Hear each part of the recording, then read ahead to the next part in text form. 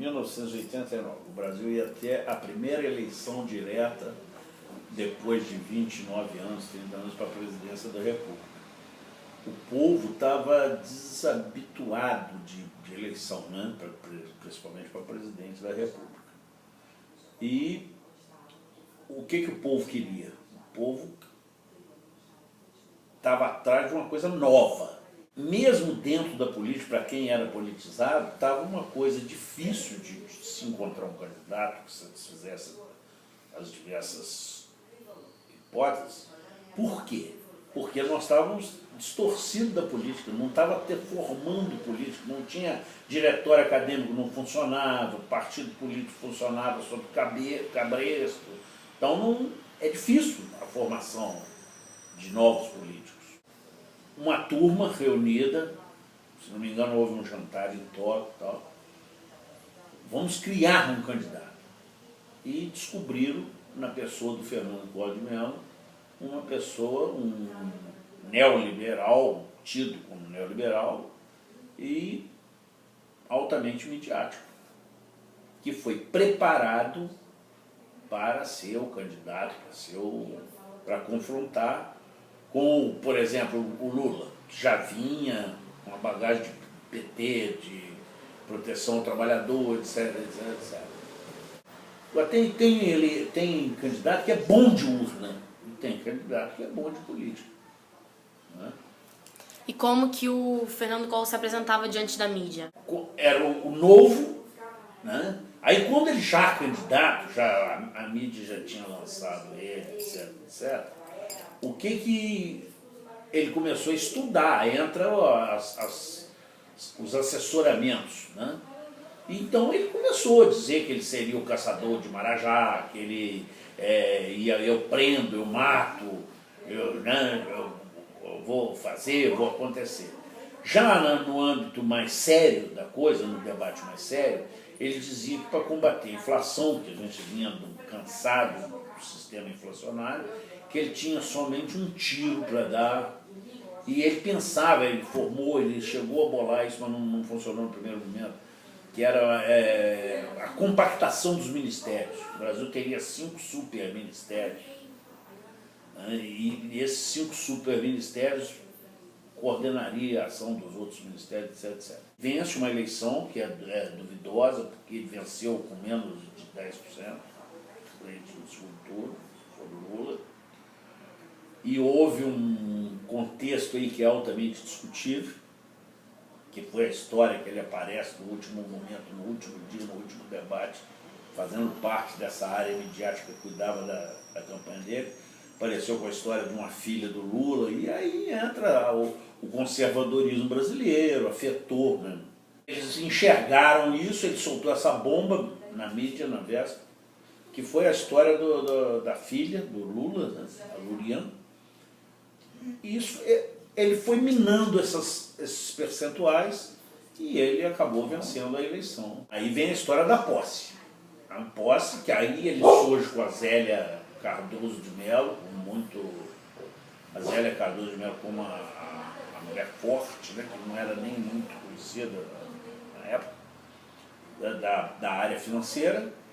E aí ele surpreendeu a nação quando ele confiscou o dinheiro, ele deixou cada brasileiro com 50 mil cruzeiros, né, voltou o cruzeiro, e confiscou. Só que nas opiniões de quem mexia com finanças, dizia que ele podia mexer em tudo, mas que na poupança, a poupança era intocável, porque já havia essa discussão de mexer em dinheiro e tal. E ele mexeu na poupança, inclusive. Ele mexeu na poupança, ele confiscou tudo. O confisco não funcionou, porque podia liberar o dinheiro para comprar casa, podia liberar para comprar carro. Eu sei que com menos de... O confisco era para ser de não sei quantos anos, e em poucos meses todo mundo voltou o dinheiro, tiveram os que levaram vantagem. E aí entra o Collor, que era voltando ao que eu afirmo sempre dele ser um homem midiático, né? Ele andava de avião, andava de Fórmula 1, andava de não sei o quê. Ele aparecia na mídia, mas por trás dele, por trás do governo, tinha o PC Faria, que era o braço direito dele, e começaram a usurpar o governo, né? Houve a prevaricação, houve de tudo, né? Mas em relação à comparação da campanha política dele, o que realmente foi... Mas não funcionou por isso, porque eu tiro a ideia, poderia ter sido boa. Mas primeiro aí vai entrar outro aspecto. Porque, por exemplo, eu particularmente, um pouco eu entendo de economia, sou dentista, mas um pouco eu entendo de economia, a leitura que eu tenho, eu não acredito em congelamento. Eu particularmente, eu acredito na lei da oferta e procura. Não adianta, nunca deu certo em país nenhum, no mundo que eu saiba, né? Está ocorrendo agora na Argentina. Você congelar preço, você querer determinar preço do bem do outro, você vê, uma chuva, uma geada altera o preço de um café. Então essas ideias podem funcionar rapidamente, né? A discussão se é ortodoxo, se é heterodoxo.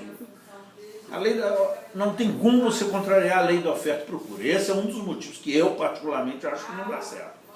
Vim com a história do congelamento. Além disso, houve essa história da liberação dos dinheiros. Liberava para um, não liberava para outro.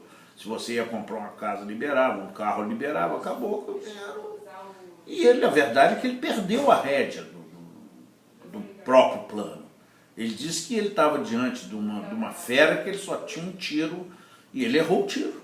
Foi só isso que aconteceu. Agora, essa outra parte em que aparece o PC Farias, em que estava havendo usurpação no poder, aí é uma outra história. Houve a denúncia, a história do motorista. Eu até acompanhava bem na época, porque eu era assinante da revista Senhor, que depois veio a ser Isto é Senhor, que teve muito envolvido, que foi quem teve esse motorista na mão, que entregou o Collor. Por quê? Porque ele entregou que o PC Farias é que pagava essas contas do Collor. O Collor não quis morar nos palácios do governo, foi morar numa residência que era chamada Casa da Dinda, que era a casa da mãe dele, né? E isso tem legislação no governo, não sei se vocês sabem, que é, por exemplo, você ganha um presente lá de governo, vira bem da nação. Bom, o resumo aqui da história é que, com a história do PC Faria, das denúncias, veio uma revolta, principalmente na área estudantil, os caras pintadas, que solicitaram o impeachment do Collor, né? E aí eu tenho uma opinião que ele volta a tentar ser um Jânio Quadros, opinião pessoal, né? Isso tem algumas pessoas que acreditam como eu, mas não tem prova, isso morre com eles. Eu achava que ele tinha uma ideia de que, como ele era muito querido e idolatrado por ser midiático, ele imaginava voltar ao poder nas mãos do povo, aclamado, do jeito que ele era vaidoso. Uma vez que o impeachment foi votado, o vice dele, que era uma pessoa muito séria, né, o Itamar, poderia ter outros defeitos, como tem outras qualidades, mas não tinha altos envolvimentos político com ele, porque felizmente era uma pessoa séria, então ele assumiu o poder naturalmente e seguimos a nossa vida. E numa questão pessoal, o congelamento das contas bancárias afetou a sua vida ou a vida de alguém próximo? O que você se lembra dessa Obviamente que afetou. Eu, na época, por exemplo, eu era sócio numa indústria, né, também, além da minha profissão, dentista. E, por exemplo, a gente tinha dificuldade de comprar matéria-prima, tinha dificuldade de maquinário. Mas interessante, por exemplo, determinado tipo de maquinário você poderia comprar e liberar o dinheiro. Então apareceram essas coisas também. Se por um lado me criou dificuldade, por outro me criou facilidade. Pessoalmente, não, porque é uma coisa interessante. Quem não tinha dinheiro guardado, quem vivia, quem era assalariado, chegou no fim do mês e recebeu o seu dinheiro. Agora, quem teve reserva, quem sofreu muito nessa época, por exemplo, quem deu aquele azar de ter vendido um apartamento para comprar uma casa e o dinheiro estava depositado, esse perdeu muito. Depois houve uma outra surpresa ao contrário, por exemplo. Com o Lula, que o Lula já vinha essa ideia, essa febre, né, que vai tomar o dinheiro, não vai pagar dívida externa. E o Lula surpreendeu ao contrário. Todo mundo tinha medo do Lula fazer pior que o Collor fez, e o Lula surpreendeu que não houve medida nesse sentido. No governo não houve congelamento. Né? Eu não acredito que o povo tenha medo de surgir um colo que vai confiscar isso. Não. Acho que a nossa política nessa área mudou muito. Porque nós estávamos muito preocupados, a gente vivia um período. Eu fui criado de 50 até 90 com o fantasma da inflação. Nós chegamos a ter, se não me engano, 20, 25% ao mês. Eu tenho um caso particular encontrado comigo que é fantástico para representar isso, para alguém acreditar. Eu morava em Vila Isabel, fui ao Boulevard, na 28 de setembro, e vi o preço, ia ter uma festa na minha casa, vi o preço da cerveja.